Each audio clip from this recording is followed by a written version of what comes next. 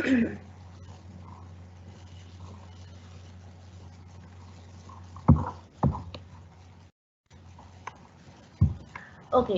good morning, students. In the previous class, we have studied about what we have studied about contract of guarantee and contract of indemnity. ठीक है? With examples, I have told you कि क्या क्या important है and what you have to study for your exam, right?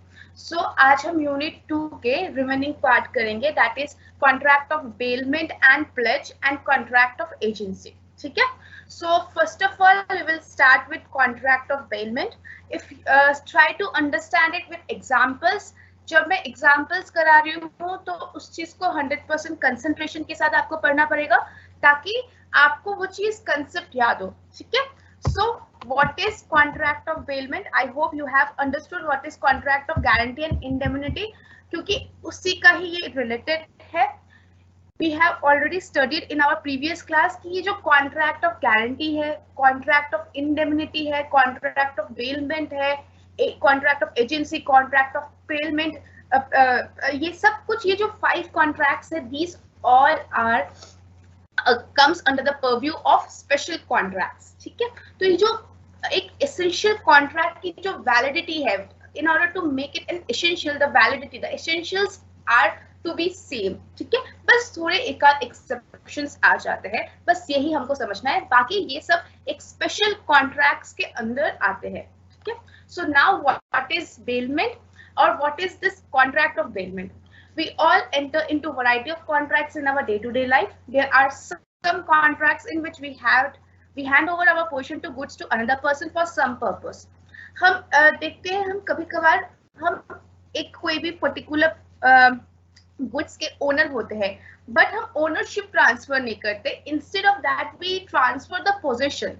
So this possession transferring of possession is the main concept of this contract of bailment. ठीक है?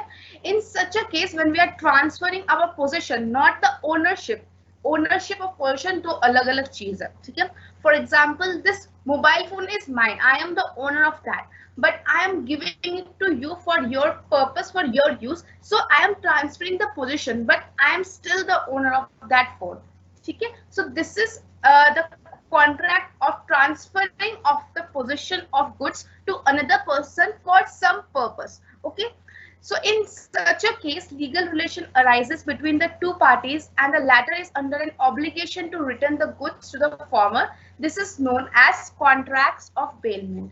ये जो contract बन रहा है दो लोगों के बीच में, जहां पर first party is transferring its a possession, not the ownership, to another person, and in return जो सेकेंड पार्टी है उसकी ऑब्लिगेशंस क्रिएट होती है कि वो उस गुड को वापस करेगा to the first party.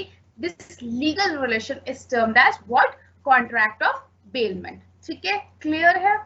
So this term bailment has been derived from a French word bailer, which means to deliver or handling over goods under the contract. Basically इस जो contract of bailment है, इसमें two parties होते हैं, that is bailor and bailey. ठीक है? अब जो पर्सन डिलीवर करता है गुड्स को, ठीक है, he is known as bailor, and the person whom the goods are delivered, जिसको गुड्स डिलीवर हो रहे हैं, वो हो गया कौन? आपका बेली. ठीक है? So and the transaction is called bailment. और ये जो ट्रांजैक्शन हो रहा है between these two parties, the bailor and the bailee, is known as what? Bailment. ठीक है? So before moving forward, let's start with an example. ठीक है? ये है एक कॉन्ट्रैक्ट ऑफ बेलमेंट का classic example where there is a two person. First is X and his neighbour और his friend Y and his friend x. ठीक है? ये जो वाई है इसके पास एक गाड़ी है, ठीक है, कार है, फॉर एग्जांपल सैंट्रो कार. ठीक है? तो अब ये एक्स आता है, वो बोलता है कि मेरे पास तो कार नहीं है. एक्स दौड़ के वाई के पास जाता है कि मुझे कहीं जाना है, तो I want your car, can you please give me your car. ठीक है? तो वो बोलते हैं हाँ, तू तो मेरा दोस्त है, मैं तुझको दे सकता हूँ. ठीक है? So who is the owner?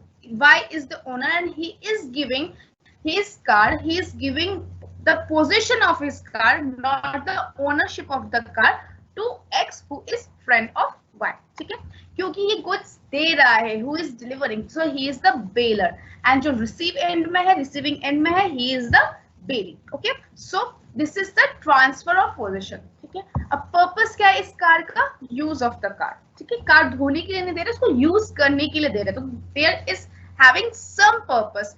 When the baler is transferring the possession of a particular good, he or she has some purpose related to that.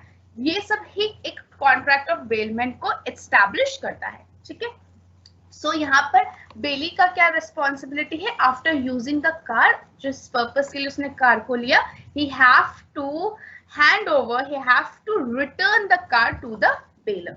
ठीक है, so this is the whole concept of contract of bail. ठीक है, अब इस contract of bailment में फायदा किसका हुआ? फायदा किसका हुआ? फायदा हुआ एक्स का. क्यों? उसको कार मिली है फॉर डूइंग हिज पर्पस. ठीक है, कोई भी उसको जो भी काम था, कहीं जाना था, कुछ सामान लेकर आना था, जो भी था, उसने उस कार का यूज किया. यहाँ पर वाई ने कोई कंसिडरेशन नहीं लिया, कोई अमाउंट नहीं लिया, but he has given the car, he is transferring the possession of the car to the bail. ठीक है, क्यों? क्योंकि वो उसका दोस्त है. ठीक है, तो यहाँ पर कंसिडरेशन नहीं है.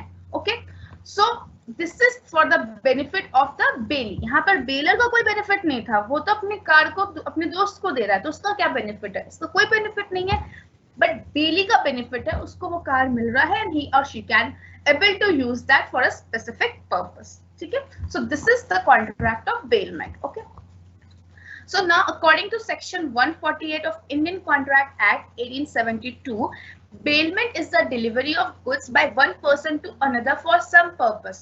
जैसे मैंने एग्जांपल में बताया, एक पर्पस होना चाहिए, और बेलमेंट क्या है? Delivery of goods from one person, one party to another party upon a contract that they shall, when the purpose is accomplished, be returned or otherwise disposed for according to the directions of the person delivering them.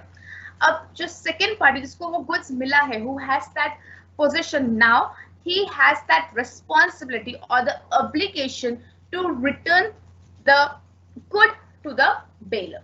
ठीक है, this is all defined under section 148 of Indian Contract Act 1872. Is that clear? Examples बहुत यहाँ दिया हुआ है, जैसे A lends his books to B to take examination. This is also contract of bailment. A gives Titan watch to B as a security for loan. This is also a example of bailment. These are the small examples of bailment. But with my example, I guess the concept is pretty much clear. Okay. Explanation to section 148, which I have already given you. Okay. Come to the essentials of valid contract. ठीक है, अब essentials of valid contract of bailment, इसमें क्या आते हैं? Already I have told you that it is a special contract. Special contract कौन से contracts होते हैं? जो कि almost all the elements of a valid contracts are being same, बस कुछ exceptions आ जाते हैं. So that exceptions we are studying. ठीक है, जैसे इस bailment में with consideration भी हो सकता है, without consideration भी हो सकता है. In the previous example जो मैंने first example दिया, उसमें क्या था? Without consideration. So valid contract में क्या था? There should be a valid consideration, but यहाँ पर वो consideration missing है. Okay, हम next example पढ़ेंगे जहाँ पर consideration is also being given in the contract of bailment. So these are the small changes which are there. Otherwise, all the essential elements of a valid contracts are same and in all the special contracts. ठीक है, this is all I have covered in the previous class, but still I am repeating it. ठीक है, क्योंकि syllabus बहुत ज़्यादा है, तो it's your duty to read more and more.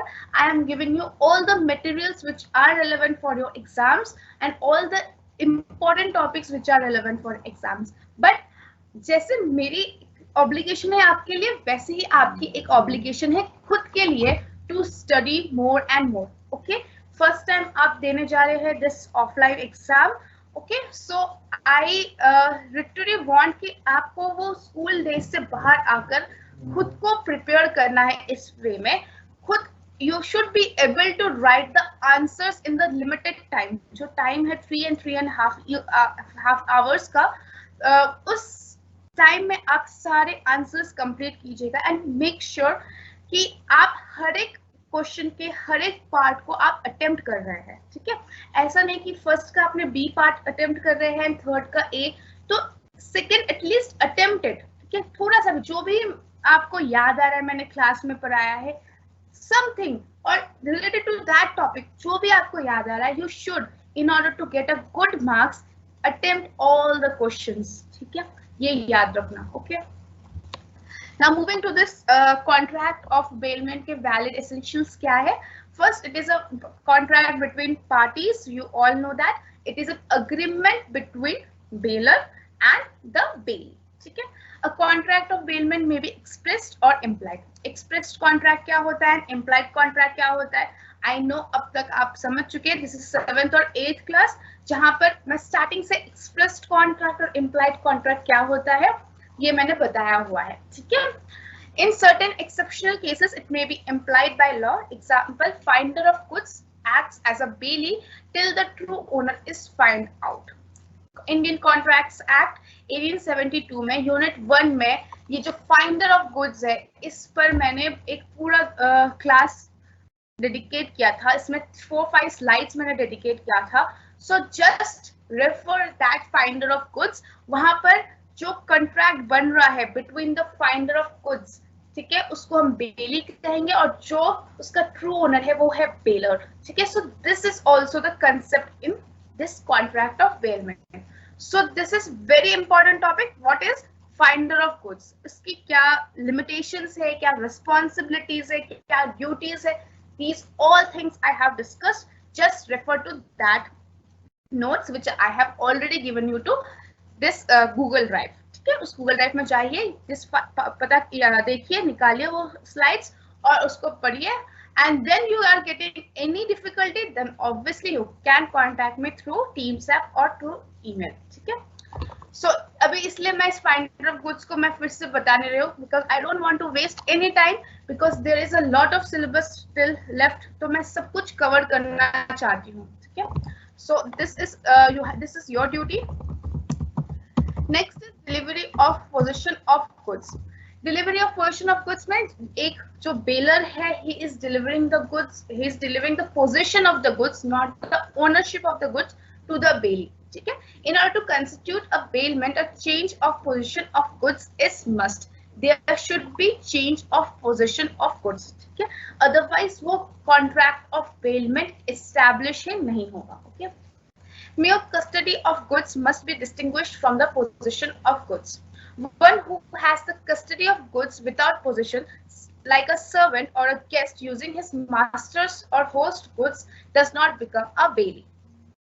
इसको हम ऐसे समझते हैं जैसे फॉर एग्जाम्पल आपके घर पर एक सर्वेंट है और आपने सर्वेंट को अपनी कार की चाबी दी और कहा कि साइड वाले मार्केट से 10 किलो आम लेकर आइए, 10 किलो मैंगोस लेकर आइए, ठीक है। So this is not the contract of bailment, this is only the custody of goods. जो कार की कस्टडी है उस आपने उसको एक लिमिटेड टाइम के लिए दिया, आपके ही काम के लिए। So this is not the contract of bailment. Contract of bailment तभी होगा जब you are giving it the portion of the goods for his benefit, ठीक है, वो कस्टडी नहीं है। आप कोई सर्वेंट को या कोई गेस्ट को आप ऐसे दे रहे हैं, सो this is not the contract of bailment, okay. There is a classic case law between Kalia Perumal versus Willow Lakshmi. It is a case of 1938. Here, a lady employed by B or jeweler, जो B है वो jeweler था, for melting her gold jewelry and making new one out of it. Every evening, she used to receive the partly finished jewelry and put it into a box kept at B's premises. She used to retain the keys of the box with herself. One night, A discovered that jewelry was stolen from box and A sued B for holding him liable as bailey. There was no bailment as the jewelry has re-delivered to the jeweler to A. Hence, A had to bear his loss. क्योंकि B से वो A लेकर आ जा रही थी every time, तो वो B के घर पर रख रही थी, लेकिन वो लेकर तो आ रही थी ना, जो बी है वो जो पार्ट ऑफ ज्वेलरी है वो ए को हैंड ओवर कर दे रहा था। अब वो रिस्पॉन्सिबिलिटी किसकी होगी? ए की होगी। तो यहाँ पर कोई कॉन्ट्रैक्ट ऑफ बेलमेंट एस्टैब्लिश नहीं होता है, ठीक है। Thus, if there is no delivery of possession of goods, there is no bailment. So, there should be delivery of possession of goods, ठीक है। अब ये जो डिलीवरी है, this can be of two types. First is actual delivery of possession and another is constructive delivery of possession, ठीक है। अब actual constructive में क्या difference है? Actual delivery may be made by physically handing over of goods by bailor to bailee. Example, delivery of watch or computer for repairs. इस actual delivery में क्या होता है, आप physically अपने जो goods को है उसको hand over कर रहे हैं by the bailee to the bail, by the bailor to the bailee. क्या कर रहे हैं, आप अपनी वॉच को आप रिपेयरिंग के लिए दे रहे हैं, ठीक है, या फिर आप कंप्यूटर को दे रहे हैं. So that is the actual delivery. Physically you are handling. In example, the car is actually being delivery. That car की जो पोजीशन है वो एक्चुअल में ट्रांसफर हो रही है, एक्चुअल में वो फिजिकली गुड इधर से उधर जा रहा है, ठीक है. Next is constructive delivery of possession. In constructive delivery may be made by doing something which has the effect of putting the goods in possession of the intended bailee or any person authorized to hold them on his behalf. Example of delivery of railway receipt or bill of lading. Bill of lading is a concept of international business जहाँ पर जिसके पास वो bill of lading होगा, he has that possession of goods. सो इसमें एक constructive delivery हुआ है, अभी तक वो ओनर के पास द बेली के पास पहुंचा नहीं है. So this is the constructive delivery where that actual delivery has not been happened till now. Okay. The case law between Appleton versus Ritchie Taxi. This is a case law of 1942. In this, A, the plaintiff parked his car in the parking lot of B, the defendant. A took the ticket from the attendant and gave keys to the car to him. When he returned, he discovered that his car has gone. After some time, the car has found, but its articles were missing. क्या हुआ, A ने B के parking lot पे अपनी car को park किया और वहां से उसने जो स्लिप होता है, पार्किंग स्लिप, वो भी उसने लिया. लेकिन जब A वापस आया अपने कार के पास, तब देखा कि कार गायब है, ठीक है. फिर बहुत ढूंढने के बाद कार मिला, ठीक है. अच्छा, लेकिन जब कार मिला, उस कार के अंदर जो भी आर्टिकल्स थे, जो भी सामान थे ए का, वो सब कुछ मिसिंग था, ठीक है. So now what has been decided by the court, what the court has given the judgement, held possession of the car was delivered to the parking lot attendant as a bailee. अब जो car को हम delivery park करते हैं ना किसी parking lot में, that is a contract of bailment, ठीक है. वहां पर हम एज अ बेलर हम क्या कर रहे हैं, वहां के अटेंडेंट को हम उसको दे रहे हैं एज अ बेली, ठीक है. वो जो अटेंडेंट है वो बेली है and we are the baler.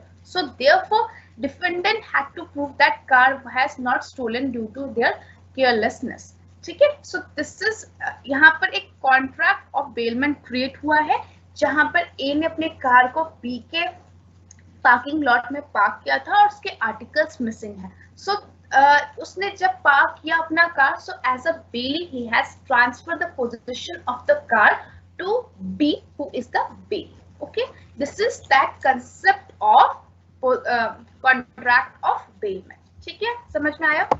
Next is no change of ownership. Bailment में कोई ओनरशिप की चेंजेस नहीं आता है. In bailment, bailor continues to be the owner of goods even if the goods may be in the position of belly.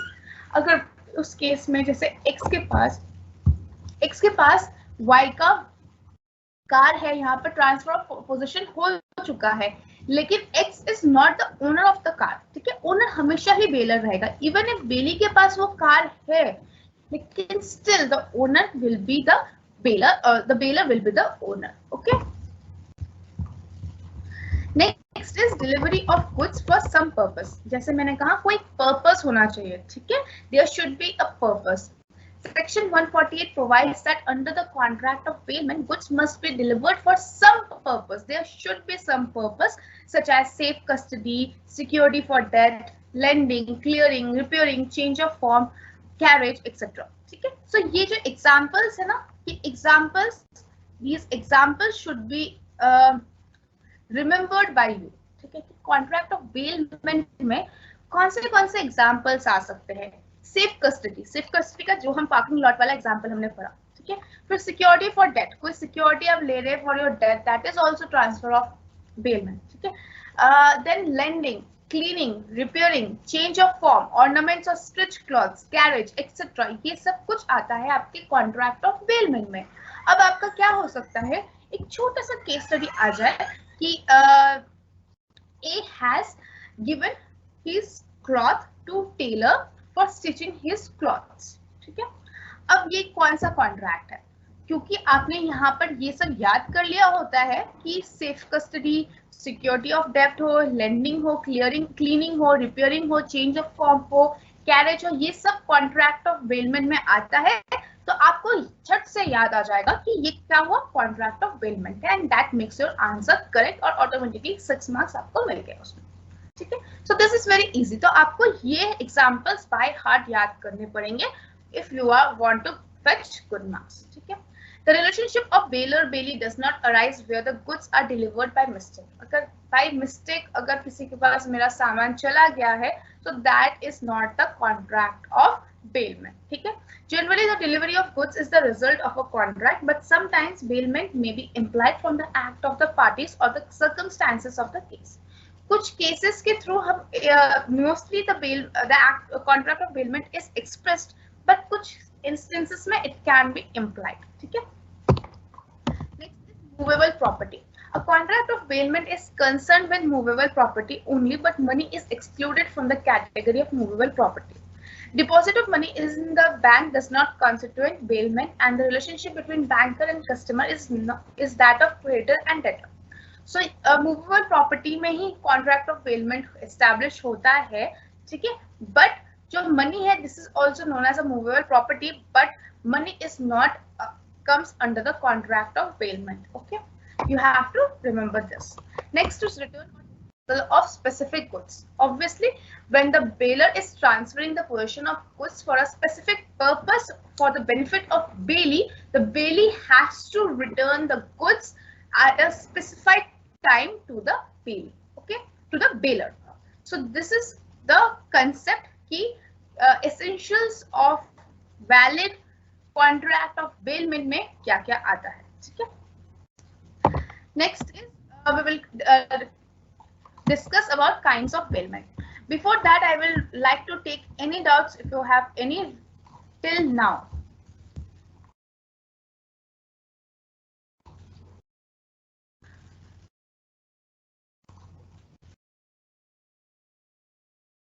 Good morning, everyone. I'm already discussing every chapter's important questions during the class. ठीक है, so आप थोड़ा concentration दीजिए। मैं indirectly मैं बोल ही देती हूँ कौन से इंपॉर्टेंस है। डायरेक्टली आई कांट से कि यही एग्जाम में आएगा या यही आ सकता है, but indirectly I always hint you regarding the important questions, so you have to be attentive for that. In the previous class, Rohit, I have covered contract of guarantee and contract of indemnity, which is of unit 2. ठीक है, I am good, Roshni. And just go through the recordings once if there is any doubt regarding the topic, ठीक है। मैं explain बहुत अच्छे से कर रही हूँ, सो अगर उस चीज को फिर से आपको सुनना है, फिर मैं रिपीट करूंगी, टाइम वेस्ट होगा, ठीक है। इससे बेटर है रिकॉर्डिंग्स आपके अवेलेबल होंगे टिल द मिडनाइट, सो आप फिर से रिकॉर्डिंग सुन लीजिए। उसके बाद भी आपको डाउट है देन आस्क मी, ठीक है।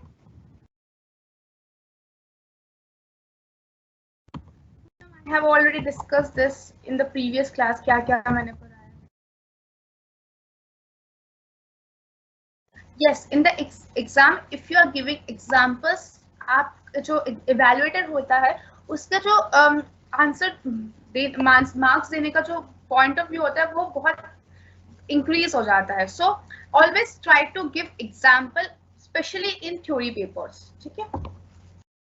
Yes, all the 5 units are there in the exam, and all the 5 units carry equal marks. Okay. What can I share again, Khushbu? Just write it. Okay, Google Drive link, please. Someone यहाँ पर मुझे comment box में दे दीजिए Google drive का link, मैं publish कर देती हूँ. That will be beneficial for other students also. Yes, this is unit 2. Anisha, जहाँ से आपने जहाँ से आपने ज्वाइन किया है ना नमिता, वहीं पर ही आप आफ्टर द क्लास वहां पर क्लिक करेंगे, सो you can get that recorded class of today itself. ठीक है.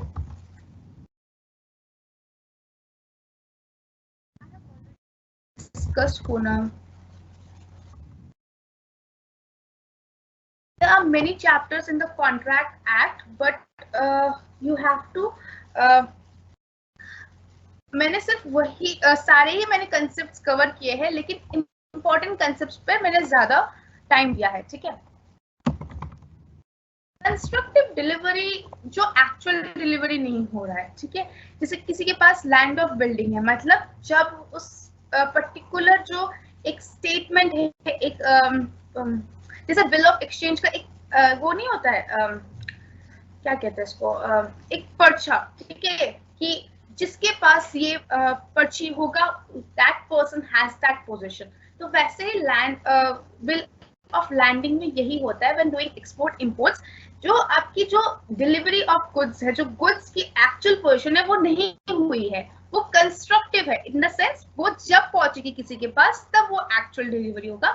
अभी इस in this transaction it is constructive. Am I clear?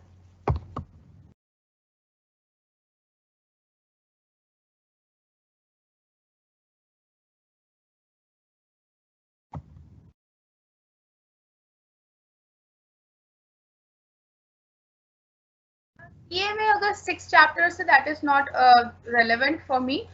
The relevance is the syllabus of your related to BCom program. ठीक है. BCom program में आपका syllabus जिस तरीके से है उस वे में आपको पढ़ना पड़ेगा. जो जो topics उसमें है you have to go through that. अगर आपके CA की बुक में नहीं है वो chapters, then refer to my books or any other author's books. ठीक है. My notes, sorry.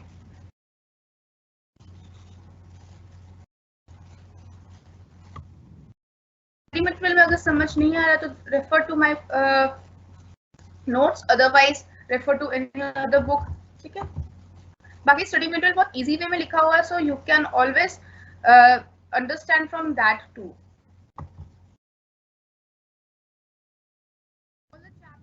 All the units have equal marks. 5 units है, 5 units के equal marks होंगे. ठीक है.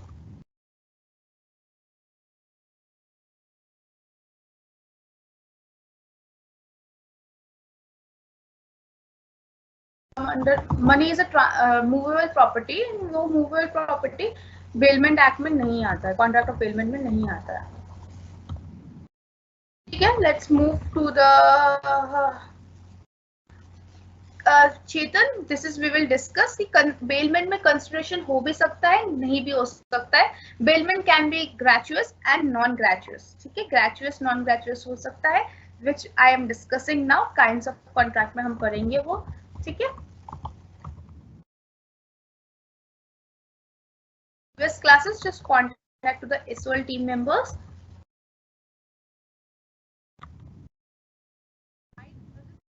Again and again मैं रिप्लाई कर देती हूँ. ठीक है. एक ही डाउट पर एक ही चीज आप एक ही टॉपिक की मैम कॉन्ट्रैक्ट में एक चैप्टर है, सीए की बुक में कॉन्ट्रैक्ट में 6 चैप्टर है.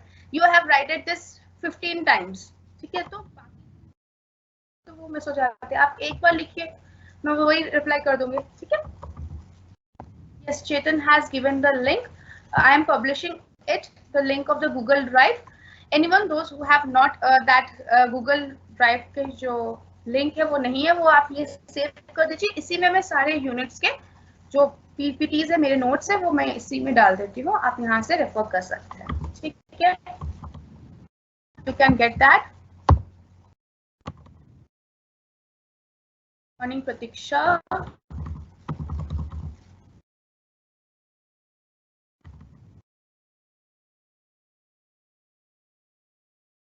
यूनिट 1 ही है फिलहाल, क्योंकि Lavanya you know that in the previous semester मैंने हमेशा यही कहा है कि after completion of a unit, not completion of a class, after completion of the unit मैं आपको नोट्स प्रोवाइड करती हूँ in the Google drive.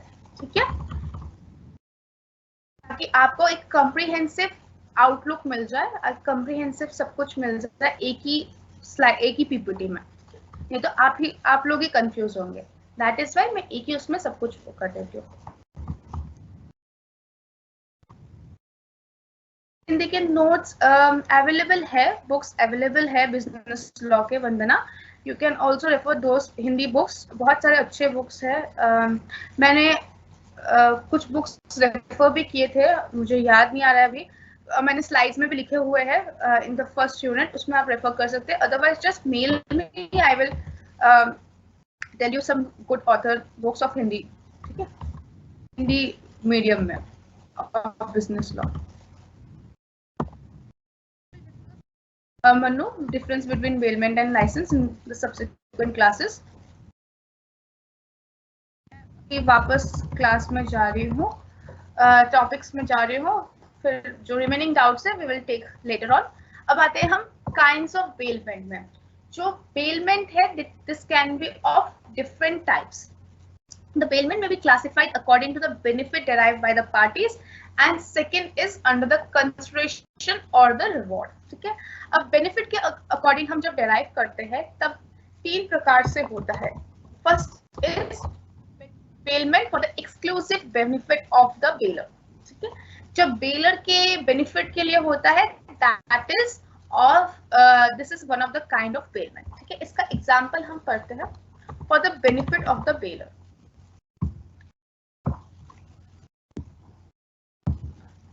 This is for the benefit of the baler. अब यहाँ पर क्या है, एग्जाम्पल को बहुत ध्यान से समझने की कोशिश कीजिएगा। इसी एग्जाम्पल से बहुत सारे पॉइंट्स निकल के आते हैं for the contract of bailment, ठीक है। अब यहाँ पर एक पर्सन है, ठीक है, उसके पास एक हॉर्स है, he is the owner of the horse, ठीक है। अब वो क्या है, उसको for example he is living in Delhi, he has to go in Chennai for attending the marriage ceremony of one of his relative, ठीक है। अब वो जो एक्स है वो यहाँ से जब चेन्नई जाएगा तो अपने हॉर्स को लेकर तो जा नहीं सकता, राइट। लेकर जाएगा तो बहुत सारे एक्सपेंडिचर्स उसको इनकर करने पड़ेंगे, बहुत सारे लीगल प्रोसीजर्स के थ्रू जाने पड़ेंगे। सो वो ये सब नहीं करेगा, वो क्या करेगा कि वो वाई जो उसका दोस्त है उसके पास वो गया, उसने कहा कि यार मैं तो अपने रिलेटिव की शादी में जा रहा हूँ इन चेन्नई, तुम क्या मेरे हॉर्स का देखभाल कर सकते हो, ध्यान रख सकते हो फॉर 10 days। तो उसने कहा हाँ क्यों नहीं, मैं ध्यान रख लूंगा, ठीक है। सो एक्स ने क्या किया, उसने ट्रांसफर किया position of horse to Y who is his friend, ठीक है। अब जो पोजीशन ट्रांसफर करता है वो कौन होता है, bailor, which we have discussed, और जिसके पास ये पोजीशन जाता है वो कौन हो गया, बेली। अब यहाँ पर किसका बेनिफिट हो रहा है, बेलर का बेनिफिट हो रहा है। क्यों, क्योंकि वो उसको बाहर जाना है, उसके हॉर्स का देखभाल कौन करेगा, तो इसीलिए उसने अपना हॉर्स का पोजीशन वाई को दिया। सो this is the benefit for the benefit of the baler, ठीक है। अब इसमें क्या हुआ, अब जो बेली है, बेली के पास अब ये हॉर्स का पोजीशन आया। अब ये जो बेली है इसको क्या करना पड़ेगा, हॉर्स का टेक केयर करना पड़ेगा, हॉर्स का जो भी देखभाल है, फॉर एग्जाम्पल उसका चारा, उसका बाथिंग मटेरियल, उसका food expenses, these all he has to bear, ठीक है। इसको हम क्या कहेंगे, इसको we will say ordinary expenses. जो उसके लाइवलीहुड को चलाने के लिए जो भी एक्सपेंसेस है, these are come under the purview of ordinary expenses. और इसके अलावा फॉर एग्जाम्पल हॉर्स को कुछ प्रॉब्लम हो गया, so for that he has to incur the medical expenses and these are termed as extraordinary expenses, ठीक है। अब ये जो expenses incurred करेगा Y, ठीक है, for the horse of X जिसके पास अभी उसका पोजीशन है, ये जो expenses है वो कौन bear करेगा, obviously X bear करेगा। क्यों, क्योंकि horse तो उसका है, ठीक है, Y के पास तो सिर्फ उसका पोजीशन है, तो जो भी expenses incurred होगा for these 10 days this will be beared by the bearer, okay, this is the first number 1 point. Next point है कि after 10 days the Y has to return the horse and claim for all the reasonable expenses on the horse. अब ये horse की जगह अगर cow होता, ठीक है, गाय होती, और ये 10 दिनों के लिए जो दूध निकल रहा है, जो दूध मिल रहा है Y को from the cow, वो अगर उसको मिल रहा है, उसको बेनिफिशियल है, उससे वो घी बना पा रहा है, बटर बना पा रहा है, छाछ बना पा रहा है, बहुत बेनिफिशियल है। अब 10 दिन बाद अगर वो बोले कि नहीं मुझे ये काव वापस नहीं करनी है, अब ये मेरी काव हो गई है, तो this is a breach of this bailment act, ठीक है। So now the bailor that is X can sue Y कि मैंने जो सिर्फ पोजीशन को ट्रांसफर किया है, he is not giving me back my cow, so now this is now he has to pay me back or he has to give the cow back, so तब वो case कर सकता है। लेकिन actual में in the contract of bailment the bailee has to return the possession of the goods to the bailor at the set time, और जो भी एक्सपेंसेस होगा वो बेलर इनकलकेट करेगा, नॉट द बेल, ठीक है। ये इतना यहाँ तक समझ में आया, ठीक है। यहाँ पर एक और पॉइंट है, ठीक है। फॉर एग्जाम्पल ये जो हॉर्स है वो थोड़ा सा पागल था, ठीक है। मतलब फॉर एग्जाम्पल अगर वो रेड कलर देखता है और ब्लू कलर देखता है तो वो अटैक कर देता है, वो जाकर एकदम जोर से मार देता है। अब ये चीज बेलर ने बेली को नहीं बताया था, ठीक है। अब बेली को नहीं बताया और बेली की जो वाइफ है उसने रेड कलर का साड़ी पहन लिया, और ये जो हॉर्स है उसने जाकर बेली के वाइफ को मार दिया, ठीक है, जिसकी वजह से उस बेली की वाइफ के हाथ फ्रैक्चर हो गया। अब उसके लिए भी एक्सपेंसेस इंकर्ड करने पड़े। सो ये एक्सपेंस कौन देगा? ये भी बेलर देगा। क्यों? क्योंकि बेलर ने कोई भी एक important information regarding the horse, regarding that particular good which he is transferring the position to another person, वो अगर फैक्ट उसने छुपाया है, that is not good, and that is why all the expenses incurred due to that defect has to bear by the bailor, ठीक है। ये समझ में आया? अगर बेलर ने कुछ छुपाया है और उसके वजह से बेली को कोई फर्क पड़ रहा है, बेली को कोई नुकसान पहुंच रहा है, तो बेलर को वो एक्सपेंसेस इंकर्ड करने पड़ेंगे, ठीक है। ये एक पॉइंट समझ में आया आपको? Okay. Another point is that कि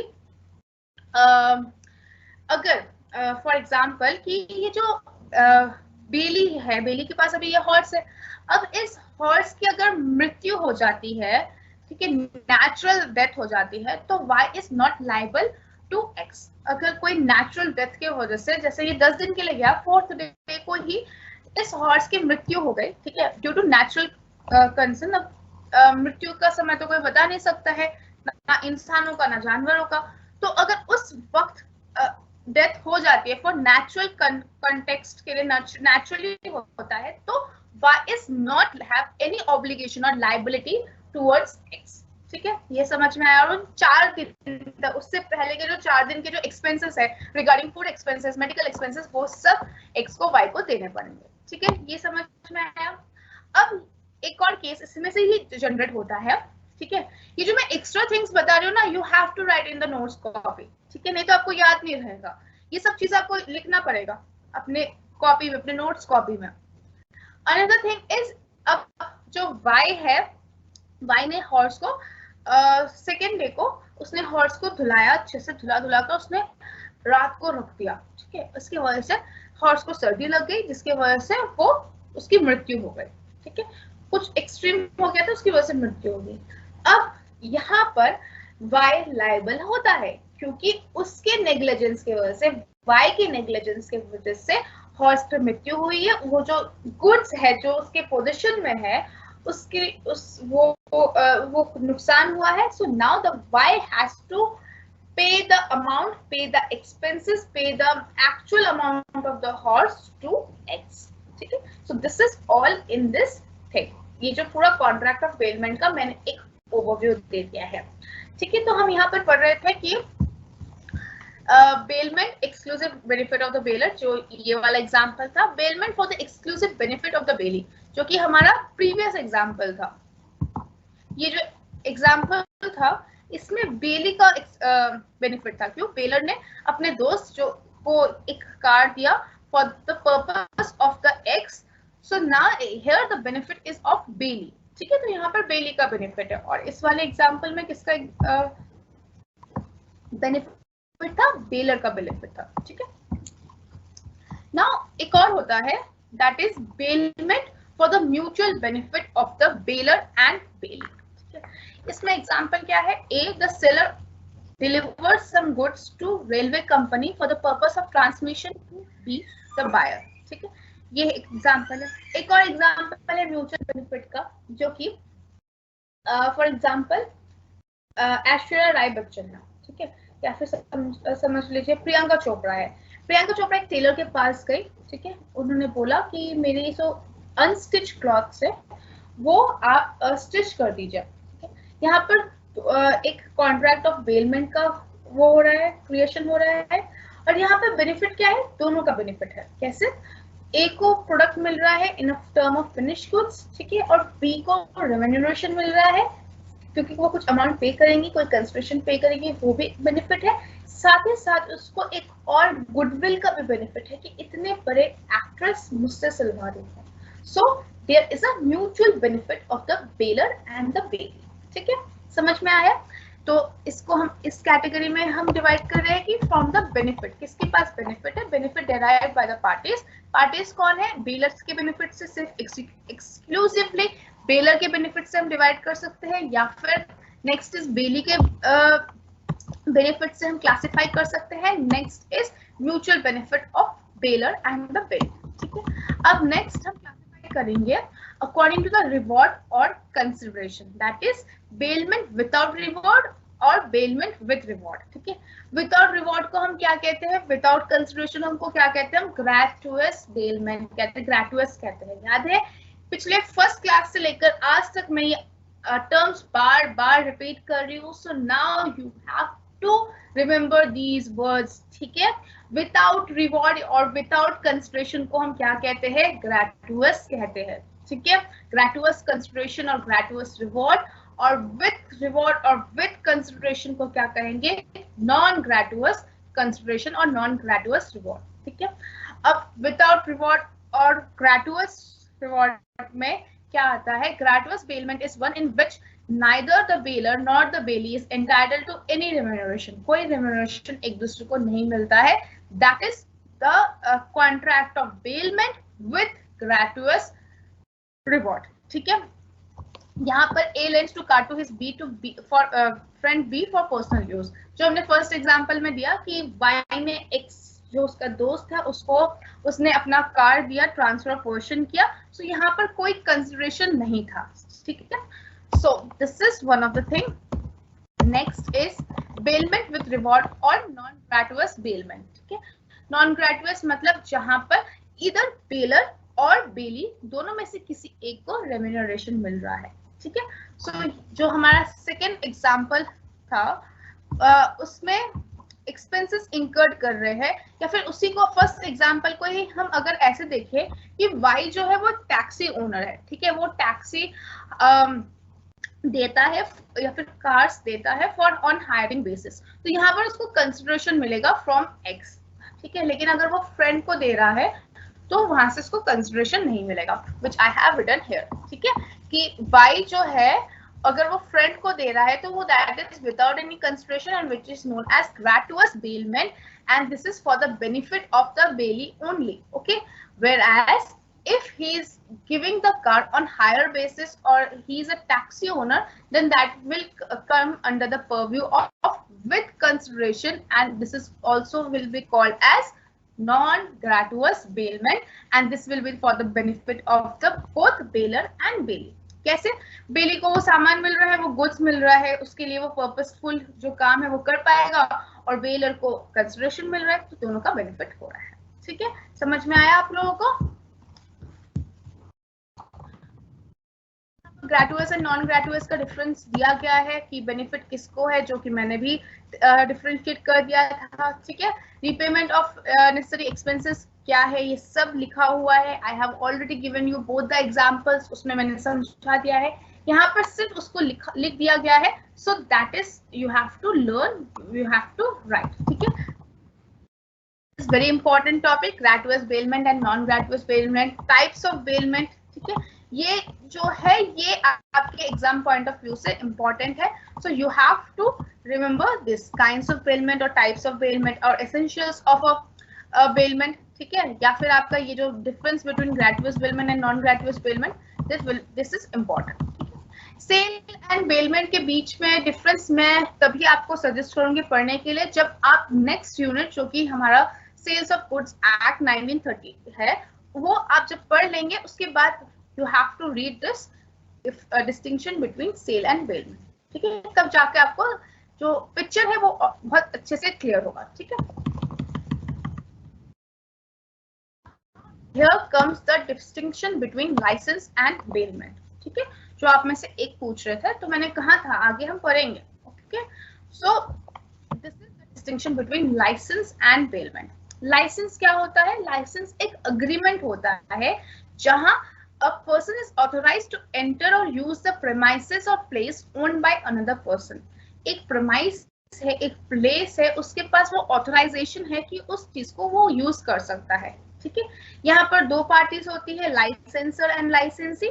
लाइसेंसर कौन होता है? जो ऑथराइज करता है अदर पर्सन को कि उसके प्रेमाइस या उसके प्लेस को यूज करे, और लाइसेंसी वो होता है जो उस प्रेमाइसेस को या उस लैंड को, उस एरिया को वो यूज कर रहा है, दैट इज लाइसेंसी। और जिसने वो करने के लिए, वो यूज करने के लिए ऑथराइजेशन दिया है, दैट इज द लाइसेंस, ठीक है, ये समझ में आया।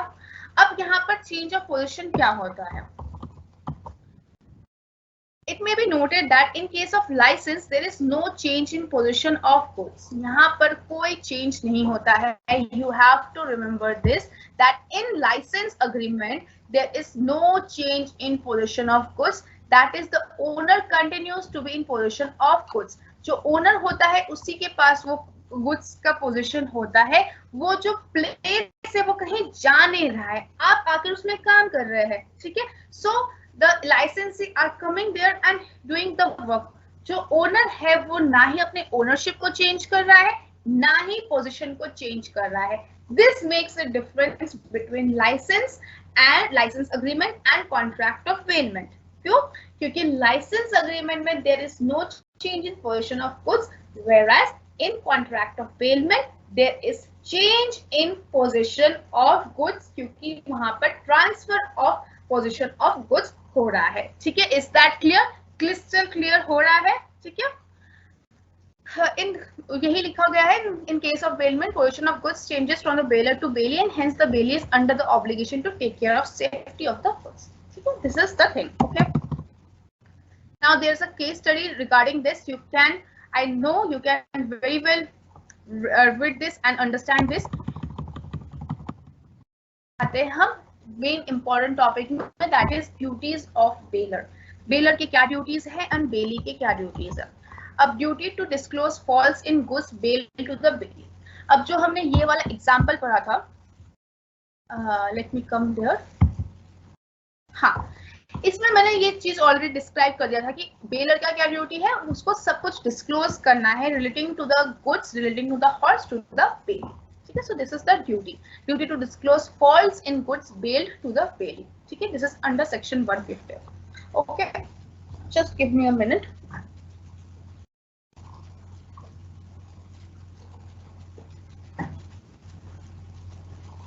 Okay, yes, I have already discussed when I'm telling you the example. Next, under this section, a duty of gratuitous bailer to disclose falls in the goods bail is different from the duty of non-gratuitous bailer। अगर आप with reward कर रहे हैं, without reward कर रहे हैं, तो दोनों के duties differ करते हैं। अब कैसे? Duty of a gratuitous bailer or a bailer without reward, ठीक है। एक bailer which has not having reward getting any consideration, उनका क्या होगा, ठीक है। अब इस एग्जांपल में देखते हैं। ये जो फर्स्ट एग्जांपल था, that is here is no consideration for the bailor। यहाँ बेलर को कोई कंसिडरेशन नहीं है। सो यहाँ पर उसकी क्या ड्यूटी होती है? A gratuitous bailor is one who delivers this goods to the bailee without any charge और रिवॉर्ड। उसने अपने दोस्त को दिया, कोई चार्ज उसने उससे लिया नहीं है, ठीक है। Such bailor is bound to disclose to the bailee falls in the goods bailed of which the bailor is aware and which materially interfere with the use of them or expose the bailor to the extraordinary risk। अब वो जो car baler ने बेली को दिया था transfer of position, उसमें उसने कोई कंसिडरेशन नहीं लिया था, but it is the duty of the baler की डिस्क्लोज करे कि वो उस कार का ब्रेक खराब है कि नहीं, उस कार में पेट्रोल है कि नहीं, उस कार का कोई ल्यूब्रिकेंट खत्म हो गया है कि नहीं, या फिर उसके कार का कोई कंपोनेंट खराब हो गया है कि नहीं, this thing has to be disclosed by the bailor to the bailee, क्योंकि अगर डिस्क्लोज नहीं करेगा तो एक्स्ट्राऑर्डिनरी रिस्क हो सकते हैं। एक्स्ट्राऑर्डिनरी रिस्क मतलब एक्सीडेंट हो सकता है, लाइफ थ्रेट हो सकता है, सो he has that obligation to disclose that to the bailey. ठीक है, if he does not make any disclosure, he is liable to indemnify the bailey for the damages. अगर उसने डिस्क्लोज नहीं किया तो उसके वजह से कार को कोई नुकसान आता है, बेली को कोई नुकसान होता है, तो जो बेलर है he is liable to indemnify the bailey for the damages. ठीक है, समझ में आ गया? उसको वो अमाउंट पे करना पड़ेगा, एक्सपेंसेस को इंकर्ड करना पड़ेगा, किसको? बेलर को, फॉर द बेली। अगर बेलर ने उसको जो चीज पता था अबाउट द गुड्स वो उसने बेली को नहीं बताया है तो। Duty of a non gratuitous bailor और द बेलर विथ रिवॉर्ड। अब ये है हमारा सेकेंड एग्जाम्पल। ठीक है, यहाँ पर बेलर को नहीं, this is not the example, यहाँ पर भी कंसिडरेशन नहीं हो रहा था। ठीक है, अब इसमें हम एग्जांपल देखते हैं कि duty of a non gratuitous bailor और a bailor with reward. A non gratuitous bailor is one who delivers the goods to the bailee for reward and hence he has a greater duty to perform. एक non gratuitous bailor कौन होता है? जो कि अपने goods को बेली को दे रहा है at a consideration. For example, मैं एक हायर वाली वो कंपनी हो, मैं अपने कार्स को हायर में मतलब देती हूँ कि लोग मुझसे आकर गाड़ी लेकर जाते हैं और उसके बदले मुझे कंसिडरेशन देते हैं।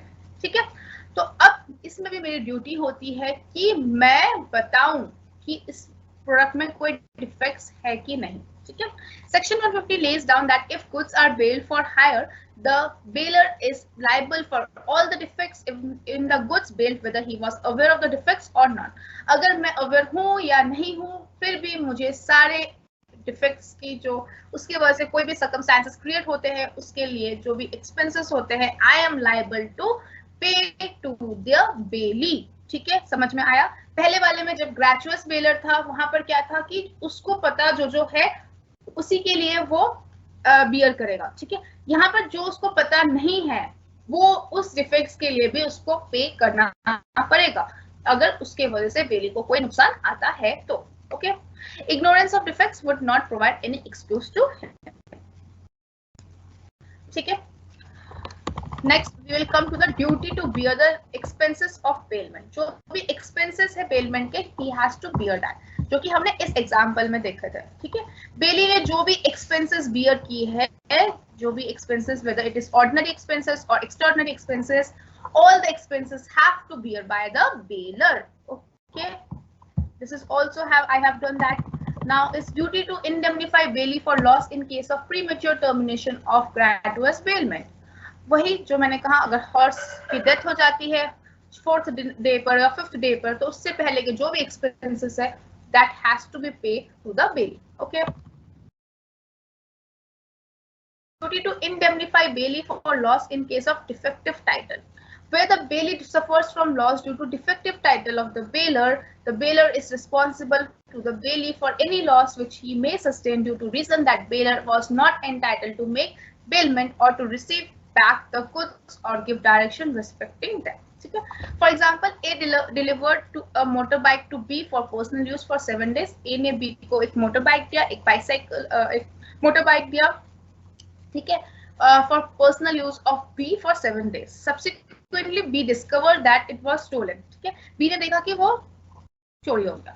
ठीक है, अब C, the owner, brought an action against B and B had to pay him compensation. अब जो C है, सॉरी A है, यहाँ गलत लिखा हुआ है, A जो ओनर है वो B के अगेंस्ट एक्शन लेगा और B जो है उसको कंपनसेशन पे करना पड़ेगा। ठीक है, A, the bailor is liable to indemnify B for the loss caused to him by the defective title. Okay, so here the example is that कि A ने B को एक मोटर बाइक दिया, ठीक है, फॉर पर्सनल यूज। यहाँ पर B को पता ही नहीं था कि A जो है वो उसका ओनर है कि नहीं। ठीक है, अब उसको लगा A ही ओनर है, लेकिन A ओनर नहीं था, यहाँ पर C ओनर था। ठीक है, अब ये जो बाइक है वो चोरी हो गया। ओके, अब जो सी है वो ये चीज बी के अगेंस्ट उसने एक केस किया कि यू हैव टू पे me the compensation.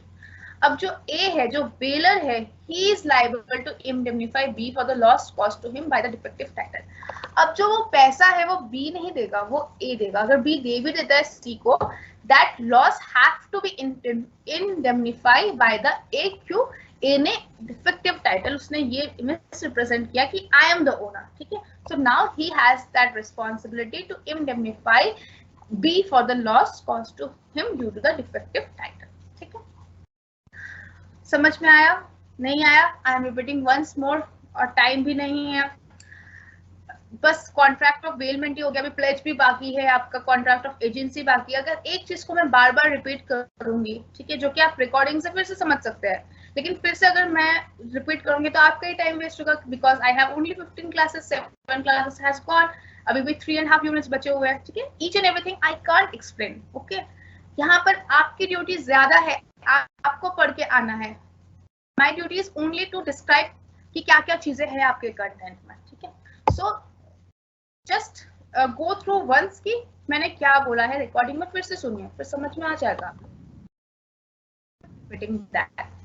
Next is duty to receive back the goods. अब जो गुड्स बेलर ने बेली को दिया है वो वापस मिलना, वापस लेना is the duty of the baler. अब बेलर ने बेली को अपना हॉर्स दे दिया, ठीक है, और हॉर्स बीमार पड़ रहा है, तो बेलर क्या कर रहा है, 10 दिन बाद वो ले नहीं रहा है, ठीक है। उसको लग रहा है कि चलो वहीं उसके पास मौत हो जाएगी तो सही है, मुझे कोई क्रिमिनेशन कॉस्ट ये सब देना नहीं पड़ेगा, ये सब वो सोच रहा है। ऐसा नहीं हो सकता है। After the expiry of that contract, जब वो 10 दिन के लिए बाद उसको वो जो हॉर्स है वो वापस लेना ही पड़ेगा। सो this has been explained here, that duty to receive back the goods, okay. Here comes the duties of bailey. bailey की ड्यूटी क्या है? रीजनेबल केयर लेना होगा ऑफ द गुड्स बेल्ड, जो हॉर्स उसको मिला है उसका रीजनेबल केयर लेना पड़ेगा, ठीक है। अगर goods are lost or destroyed in spite of the fact that bailey took the reasonable care of them, the burden of proof is on the bailey to show that it was not negligent.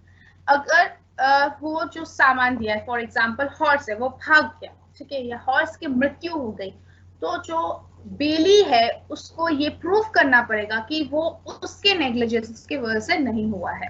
अगर ये proof नहीं हुआ कि उसके negligence के वजह से नहीं हुआ है, तो all the expenses have to bear by the bailee, ठीक है। वही है, similar thing which I have already explain. Next is duty not to make unauthorised use of the goods bailed, ठीक है। अब यहाँ पर आप अनऑथराइज्ड यूज नहीं कर सकते। आपने जो हॉर्स 10 दिन के लिए बेलर ने आपको दिया है for by transferring the position, अब आप वो 10 दिन के लिए शादी में उस घोड़े को आप नहीं दे सकते कि शादी में वो घुड़सवारी करवाए, या फिर कोई हॉर्स राइडिंग का कोई एक्टिविटी उसने स्टार्ट कर दिया फॉर दैट 10 डेज, वो आप नहीं कर सकते। That is unauthorised use of the goods bailed, ठीक है। Next is duty not to mix the goods bailed with his own goods. आप अपने गुड्स के साथ वो गुड्स को मिक्स नहीं कर सकते without the consent of bailor, ठीक है। अब यहाँ पर दो चीज आता है, with the consent, without the consent. Where the bailee mixes bailor's goods with his own goods with bailor's consent, जहाँ पर बेलर्स के कंसेंट के साथ अपने और बेलर के गुड को मिक्स करता है, वहां पर bailee is not allowed to mix goods bailed with his own goods, but he may do so with the consent of the baler, and in such a case both the parties shall have an interest in proportion to their respective shares in the mixture thus produced, ठीक है। अब for example horse की जगह उसने अपने cow ही दिया होता, ठीक है। बेलर ने बेली को अपना काउ दिया है फॉर 10 डेज ताकि वो उसका टेक केयर करे, क्योंकि उसको दूसरे की शादी में जाना है इन डिफरेंट स्टेट। अब उसने उससे कंसेंट लिया कि मेरे पास भी एक काउ है, हम दोनों के प्रोडक्ट्स को, अगर हम दोनों के जो मिल्क फूड देते हैं वो दोनों को मिक्स करेंगे तो इसकी वैल्यू मार्केट में बहुत ज्यादा हो जाएगी। क्या मैं वो कर सकता हूँ? अगर बेलर ने कंसेंट दिया और उनको पता है कि उनको कितना रेस्पेक्टिव शेयर मिलेगा, that is pre-decided in the profits, then they can mix the goods, okay, otherwise they can't, ठीक है। without the consent of baler it can't be possible। यहाँ पर mixture is not separable, in such a case the bailor is entitled to compensated for the bailee for the loss of the goods. जहाँ पर जो mixture है वो separable नहीं हो सकता, वहां पर जो बेलर है he is entitled to compensated for the bailee for the loss of the goods. For example, A bails 10 kg of MP brand flour worth ₹300 too. अब ए ने बी को 10 किलो बेल किया है फॉर MP ब्रांड फ्लोर, ठीक है। अब B without A's concern mixes the flour with the inferior quality of flour of his own worth ₹200। उसके पास जो इंफीरियर क्वालिटी का फ्लोर था उन दोनों को उसने मिक्स कर दिया, ठीक है। B must compensate A for the loss of this flour. अब जो बी है, बेली है, उसको कंपनसेट करना पड़ेगा बेलर को, क्योंकि उसने उसका मिक्सचर करके खराब कर दिया है चीजों को, ठीक है। इन द गुड्स, बेली के पास ये ड्यूटी है कि इसको रिटर्न करना है, which is in this case उसको इसकी ये ड्यूटी है कि उसको ये जो हॉर्स मिला है for taking care of that, उसको ये 10 दिन के बाद वापस करना पड़ेगा टू द बेलर, ओके। अब आते हैं bailment by several joint owners. Different owners मिलकर भी एक बेलमेंट क्रिएट हो सकता है, ठीक है। जैसे A B C are joint owners of a car, they jointly bailed the car to D for a trip to Panipat, ठीक है। तीनों मिलकर एक उन्होंने कार खरीदा है, तीनों जॉइंट ओनर्स है, तो वो तीनों मिलकर भी अपने कार को बेलमेंट में दे सकते हैं, ठीक है।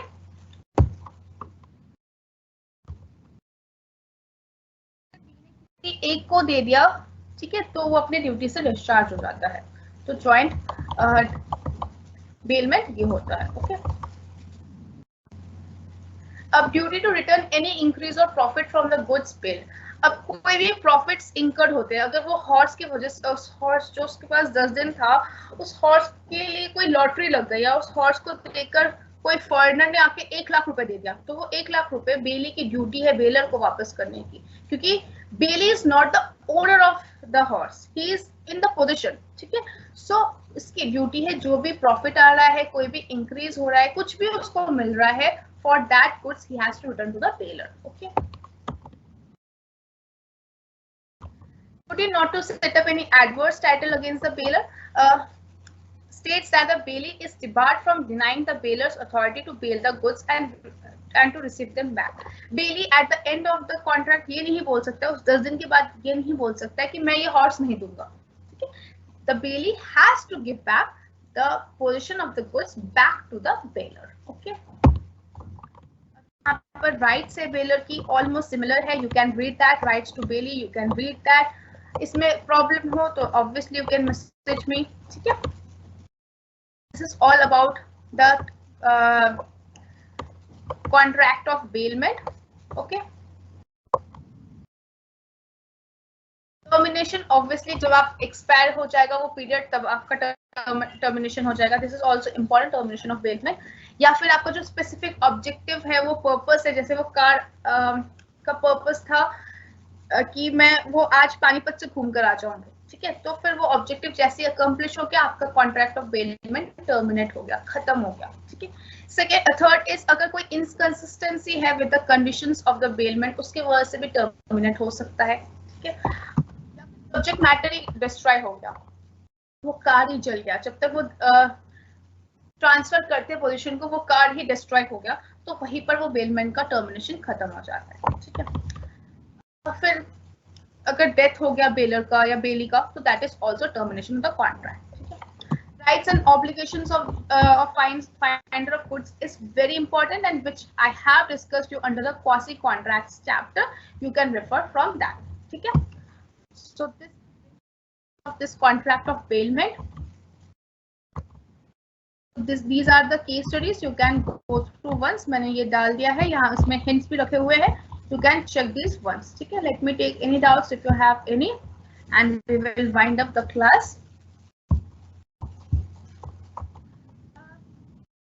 SOL book is in your website, ठीक है, आप वेबसाइट से देखिए, ठीक है। बाकी रेगुलर के स्टूडेंट्स को कोई बुक नहीं मिलता है, they have to purchase that। आपको एक स्टडी मटेरियल प्रोवाइड किया जा रहा है, so don't expect कि वो फिजिकल फॉर्म में ही आपको हमेशा मिलेगा, you can access to the internet, ठीक है। आपके जो वो है डैशबोर्ड है उसी में है, स्टूडेंट डैशबोर्ड में एक्सेस फ्रॉम दैट, ठीक है, that will also good for you. Same ही चीज है जो आपके डैशबोर्ड में है ऑनलाइन फॉर्मेट में, वही आपको फिजिकल फॉर्मेट में पहले मिलता था, ठीक है। अभी पेपर का कॉस्ट भी कितना इंक्रीज हो गया है, तो पेपर वेस्टेज क्यों करना है जब आप इंटरनेट से इंटरनेट बोल रहे हो आपके डैशबोर्ड से पढ़ सकते हैं सेम स्टडी मटेरियल, तो यूज दैट, ठीक है। Already sent the link of the Google Drive, you can access from that, okay.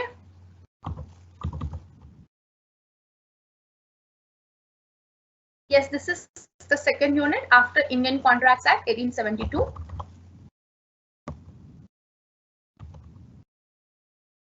Okay, अगर मेरी voice break हो रही है, I am sorry for that. There will be some network issue. There is no recorded lectures of law as far as I know. आपके live sessions ही होते हैं और live sessions के एंड के बाद till the midnight you can again re-listen this my lecture till the midnight, ठीक है। The unit 2 will be given after the completion of unit 2, ठीक है। मैं आपको ये already I have discussed with you contract of bailment, contract of guarantee, contract of indemnity, आपका सिर्फ एक contract of agency बचता है, ठीक है। सो ये जो तीनों यूनिट्स है और ये जो contract of agency, चारों के मैं पीडीएफ आपको सेंड कर देती हूँ आज, ठीक है, आपकी गूगल ड्राइव लिंक में। ये जो एजेंसी वाला है ये मैं 15th क्लास के बाद लूंगी, ठीक है। अब मैं नेक्स्ट क्लास में sales of goods act start करूंगी विच इज वेरी इंपॉर्टेंट और जो कि बहुत इजी है, ठीक है। तो इजी चीज को करना ज्यादा बेटर नहीं रहेगा आप लोगों के लिए। ऑलरेडी मैं यूनिट 2 के ये 3 कवर कर चुकी हूँ, थर्ड जो कॉन्ट्रैक्ट ऑफ एजेंसी वो मैं एंड में करूंगी। अब मैं नेक्स्ट क्लास में यूनिट 3 स्टार्ट कर दूंगी ताकि आपको सारे यूनिट के थोड़े ओवरव्यूज पता हो जाने चाहिए, ठीक है। Unit 1 I have covered everything, each and everything, so now you have to go through from that, ठीक है। So in the next class that will be on your coming Monday from 11:30 to 12:30 I will take your unit 3 that is Sale of Goods Act 1930, ठीक है। तो unit 1 डालिए, आज मैं unit 2 डाल दूंगी, ठीक है, इंक्लूडिंग कॉन्ट्रैक्ट ऑफ एजेंसी वो भी मैं डाल दूंगी, ठीक है।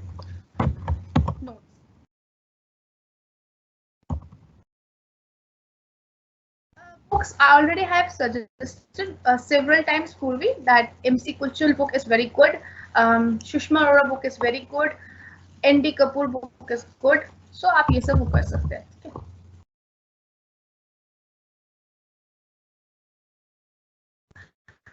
Lavanya has asked that ma'am अगर बेली से ही हॉर्स के केयर में कुछ हो जाता है तो फिर कौन रिस्पॉन्सिबल होगा? ऑब्वियसली बेली ही रिस्पॉन्सिबल होगा। अगर बेली की नेग्लिजेंस के वजह से हुआ है, हॉर्स की मृत्यु हुई है, तो बेली ही रिस्पॉन्सिबल होगा। Then he has to incurred all the expenses of the horse as well as the cost of horse and he has to given to the bailiff, ठीक है। Is that clear, Lavanya?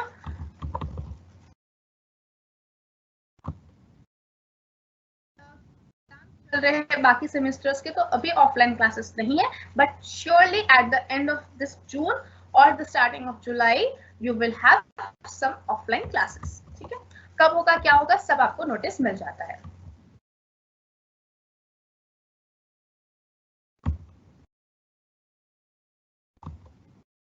I suggest जो भी आप ये जो repeat करने के लिए आप जो बोलते हैं ना वो एक बार रिकॉर्डेड सेशन में सुन लीजिए, ठीक है। उसके बाद भी आपको डाउट हो रहा है मतलब तब आप फिर मुझे मैसेज कीजिए, ठीक है। In fact I can suggest that हर एक स्टूडेंट फिर से ये रिकॉर्डिंग सुनिए, तो ताकि क्या होता है ना, आप एक चीज को बार बार सुनेंगे और अपने नोट्स कॉपी में नोट डाउन करेंगे तो आपका पॉइंट ऑफ व्यू बहुत ज्यादा क्लियर हो जाएगा, तो एग्जाम में आपको कंफ्यूजन नहीं होगा, ठीक है।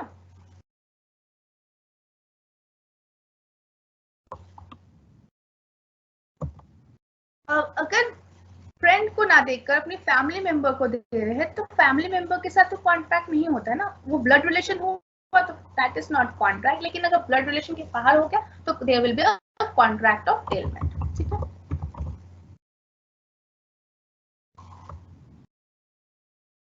No, duties of Bailey is almost kind of similar to the duties of finding of goods, but the duties and obligations of finder of goods you have to do, because ये मैंने quasi contracts में पढ़ा दिया है, unit 1 के slides में है, मैं बार बार बोल रही हूँ, सो गो थ्रू फ्रॉम दैट, ठीक है, वहां से पढ़िए, वही सेम चीज यहाँ रिपीट हुआ है, इसलिए मैं रिपीट नहीं कर रही हूँ, वहां से जाकर फिर से आपको पढ़िए, लेकिन आपको याद होना चाहिए मैंने क्या पढ़ाया था, duties and responsibilities of finder of goods, ठीक है। Welcome Akash. yes, chapter name, this is unit 2, I will say, not chapter 12. Liner is not important, that is why I am not covered. It is enough, but I suggest कि आप book से भी पढ़िए, क्योंकि law को examples, case laws और उसके साथ पढ़ना जरूरी होता है, ठीक है। For today, I have already discussed all the doubts which I have got. Yes, Hindi medium वाले इंग्लिश में दे सकते हैं, इंग्लिश मीडियम वाले हिंदी में दे सकते हैं, but make sure starting of the paper से लेकर लास्ट पेज तक आपका medium of writing should be same. अगर हिंदी में लिख रहे तो हिंदी में एकदम लास्ट तक होना चाहिए, इंग्लिश में लिख रहे तो इंग्लिश में पूरा होना चाहिए, मिक्स ऑफ मैच नहीं होना चाहिए, ठीक है, नहीं तो फिर वैलिड नहीं होता है। Okay, pledge I will also give, ये सुषमा अरोड़ा मैम के बुक में नहीं है, ये एक सबसेट है ऑफ कॉन्ट्रैक्ट ऑफ बेलमेंट, ठीक है, इसके एग्जांपल्स की पीडीएफ मैं अपलोड कर दूंगी। This is just a minor thing, अगर आपको बेलमेंट समझ में आ गया, प्लेज भी समझ में आ गया, pledge is a subset of that bailment, ठीक है। I will cover obviously in 15th class में, ये मैं कवर करूंगी। लवन्या, रिजल्ट्स भी आ जाएंगे आपके फर्स्ट सेमेस्टर के, मैंने गूगल ड्राइव लिंक अभी दिया है, उसमें ही मैं सेंड करूंगी दिस यूनिट। दैट अगर उसने बेलर ने बेली को काव दिया है, ठीक है, जो ट्रांसफर ऑफ गुड है वो काव है, तो उससे जो मिल्क जनरेट होता है और उसका जो मनी अर्न होगा, उससे जो भी प्रॉफिट आएगा, उसकी जो रिस्पॉन्स, उसकी जो हक है वो बेलर का हक है, बेली का उस पर कोई हक नहीं है। Already I have discussed this in the class, ठीक है। Welcome Poonam, welcome everyone. Okay, thank you everyone. मैं आज सारे जो भी नोट्स है वो मैं दे दूंगी गूगल ड्राइव में, उसी लिंक पर, तो ये लिंक आप सेव करके रखेगा। We are meeting in the coming Monday, ठीक है, Monday from 11:30 to 12:30, and I will start with the unit 3, that is sales of product 1930, ठीक है। All the best, keep studying, thank you।